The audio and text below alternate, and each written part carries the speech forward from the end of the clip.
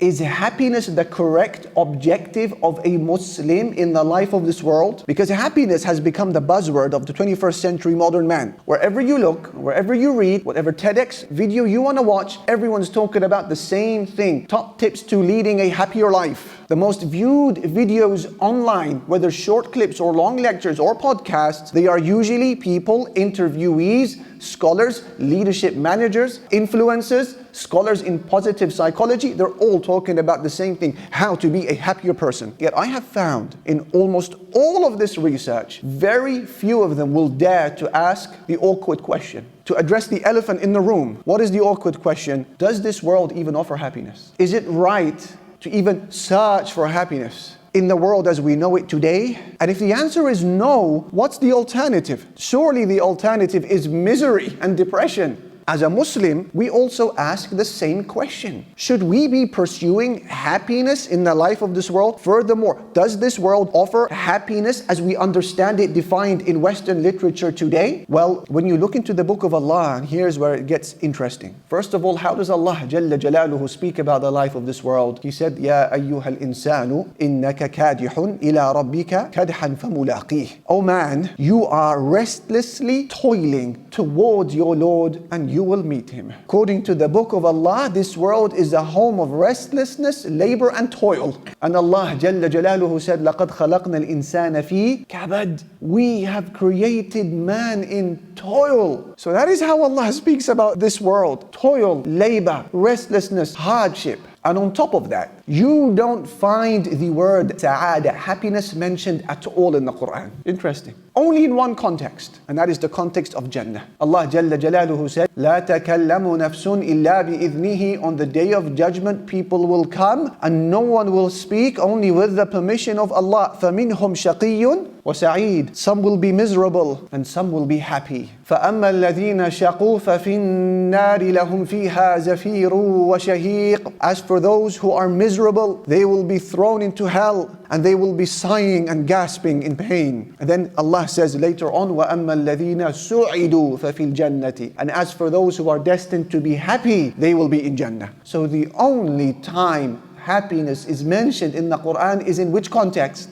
Jannah. And that in of itself is a powerful and profound message to humanity, that the happiness of perfection that people are pursuing is not offered by this world. It is only an offering that can be found in Jannah. So bearing in mind how the Quran speaks about dunya, hardship, toil, labor, and bearing in mind how sa'ada, happiness, is only ever mentioned in Jannah, does this mean that life today does not offer any joy? Now we're going to focus on the details, because our religion is massively practical and incredibly realistic. And the Messenger sallallahu alayhi wasallam said, as Al-Hakim narrates in his Mustadrak on the authority of Sa'ad ibn Abi Waqqas, that the Prophet Muhammad alayhi salatu wasallam said, Arba'un min as-sa'ada. There are 4 characteristics that contribute to happiness. Look, المرأة الصالحة, a righteous wife. والمسكن الواسع, a spacious home. والمركب الهنيء, a comfortable vehicle. والجار الصالح, and a righteous neighbor. These things contribute to happiness. And then he said what? وأربع من الشقاوة. There are 4 things that bring about misery.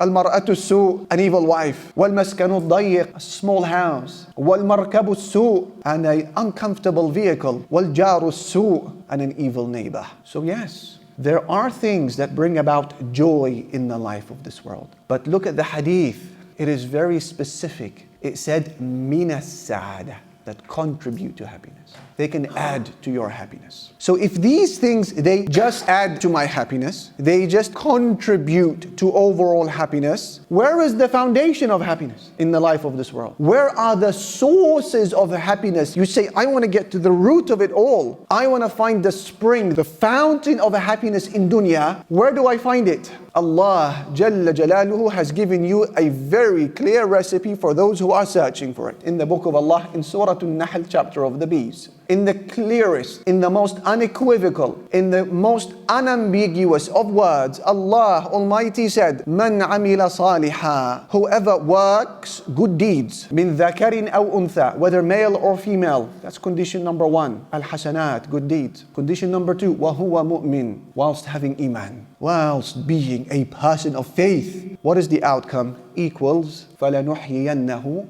حَيَاةً طَيِّبَةً. We will cause them to live a good life. Then Allah says, وَلَنَجْزِيَنَّهُمْ أَجْرَهُمْ بِأَحْسَنِ مَا كَانُوا يَعْمَلُونَ. And we will give them their reward in full in the hereafter because of what they used to do. So that is the equation. Praying and benefiting from an Islamic talk. Whoever does good deeds, plus Iman, having faith in Allah that you preserve, equals you lead the good life. And notice how Allah does not say, we will give him happiness. He did not say, فَلَنُسْعِدَهُ, we will give him sa'ada, happiness in the life of this world. He didn't say that. He said, we will give him a good life. You see, as common as it is to use this word happiness today, even the non-Muslims now are losing interest in that word. And they're saying it's a little bit overused. And in fact, we should be searching for something a little bit more realistic than happiness. And one of those scholars is a man called Martin Seligman. Professor Seligman, he is the founder of a science called positive psychology. Positive psychology is that branch of psychology that focuses on the study of happiness. So he is a reference, he's an authority in the field. And he said,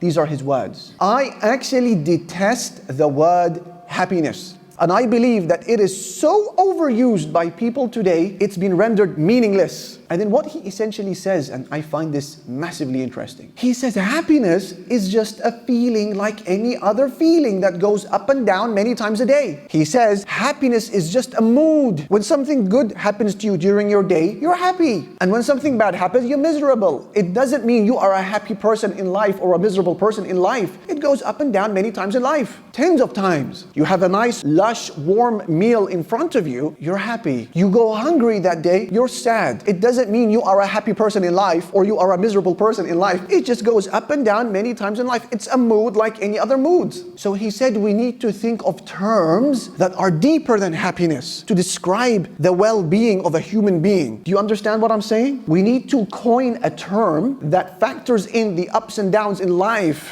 And he speaks in his research about flourishing, meaning despite the booms and busts of your everyday, generally speaking, you're flourishing. He said that's more realistic of a pursuit, to search for flourishing, not happiness. In other parts of his writings, he speaks about well-being. So despite the booms and busts of your everyday struggles, you're having a fight with your wife, a struggle with your husband, cash is a little bit low, whatever it may be, but generally speaking, you're well. Generally speaking, you are well. He said well-being. And in a third part of his research, guess what other word he uses to describe what we should be searching for instead of happiness? The good life. He said we should be looking for the good life. And that is what Allah promises when He said, whoever works good deeds, whether male or female, whilst having Iman, then we will cause them to live a good life.